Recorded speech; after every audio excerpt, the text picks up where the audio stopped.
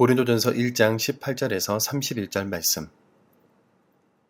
십자가의 도가 멸망하는 자들에게는 미련한 것이요 구원을 받는 우리에게는 하나님의 능력이라.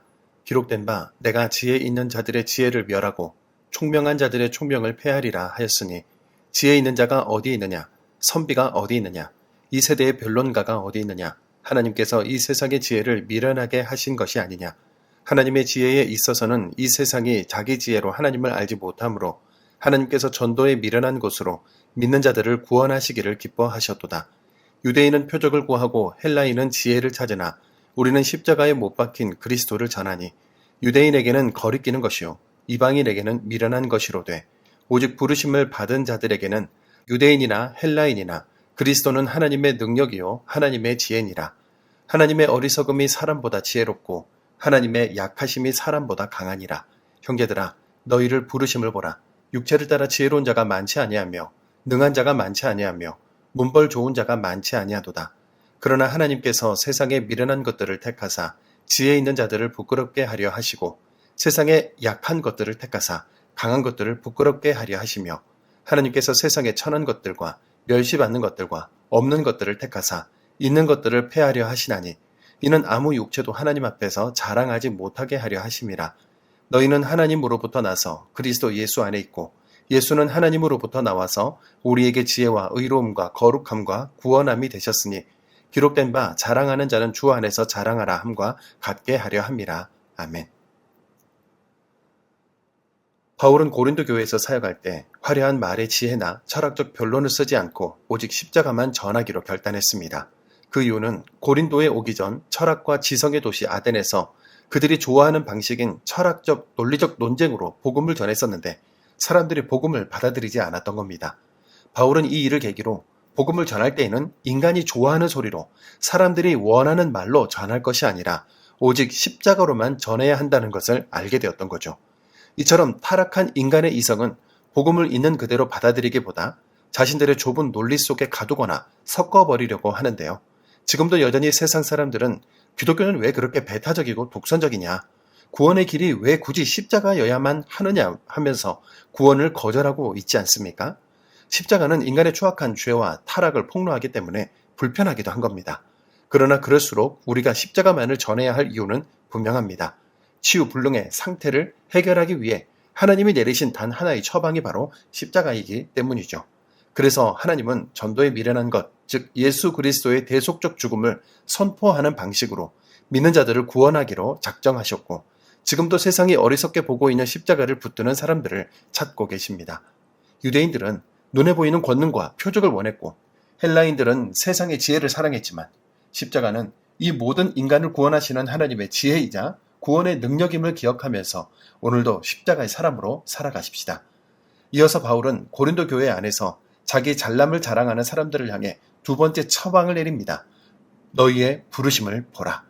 고린도 교인들을 가만히 들여다보면 지식인, 정치가, 귀족이 거의 없고 대부분 평범한 소시민들이었습니다. 세상에서 잘 나가는 사람들, 높은 자리를 차지한 사람들은 복음을 받아들이지 않았던 거죠.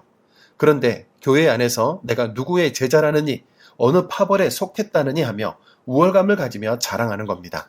이 모습이 하나님 앞에서 얼마나 어리석은 모습이겠습니까? 모든 자랑은 교만에 뿌리를 두기 때문에 내 잘남을 자랑하고 싶은 마음이 생기는 순간 곧 공동체는 깨어지고 하나님의 영광은 가려진다는 것을 기억합시다. 바울 사도는 성도의 진짜 정체성에 대해서 이렇게 선언하는데요. 30절입니다.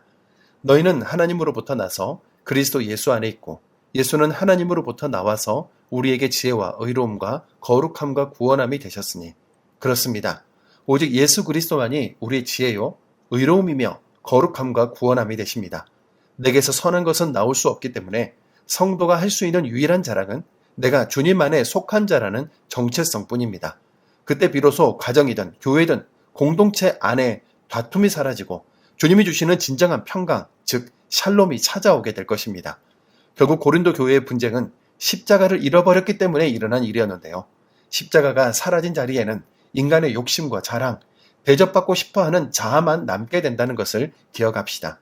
믿음으로 산다는 것은 무엇인지 깊게 고민해 볼 필요가 있죠. 그것은 나는 죽고 예수로 사는 것, 오직 십자가의 길을 가는 것이기 때문에 매력적이거나 편안한 길은 아닙니다. 나의 본성을 거스르고 기꺼이 낮아지며 내 몫에 십자가를 지는 아픔을 동반할 수밖에 없죠. 하지만 그 십자가에 순종할 때 주님은 우리 마음에 세상이 줄 수 없는 하늘의 평강을 가득 채워주십니다. 이번 한 주간 내 어설프고 교만한 지혜로 하나님과 그의 형상대로 창조된 여러 사람들을 판단하려 했던 교만을 내려놓읍시다. 매일 공급하시는 말씀의 은혜로 우리의 삶을 채우는 것과 함께 나를 드러내고 싶어하는 내 자아를 십자가에 못 박읍시다. 오직 십자가의 복음만을 자랑하며 우리가 서 있는 가정과 교회에서 화평을 만들어내는 진짜 하나님의 자녀들이 되시기를 주님의 이름으로 축복합니다. 우리의 피난처이시며 영원한 지혜가 되시는 하나님 아버지, 우리의 구원을 위해 십자가라는 가장 낮고 미련해 보이는 방법으로 온전한 대속을 이루어 주신 그 크신 사랑을 찬양합니다. 인간의 가벼운 지성으로 위대한 복음을 판단하려 들고 세상의 지혜와 만몬의 권세를 누구보다 더 의지하려 했던 우리의 어리석음을 용서하여 주시고 죄를 안고 살아가면서도 가벼운 진통제 같은 세상의 위로에 만족하려 했던 우리의 영적 무지함을 깨뜨려 주옵소서. 아무 공로 없는 우리를 창세전에 택하시고 은혜로 불려주셨사오니 이제는 우리 삶에서 모든 자랑을 십자가 앞에 내어놓겠습니다. 나를 높이고 이름을 내려는 헛된 영광을 구하지 않게 하시고 오직 나를 구원하신 주님의 십자가만을 자랑하게 하옵소서.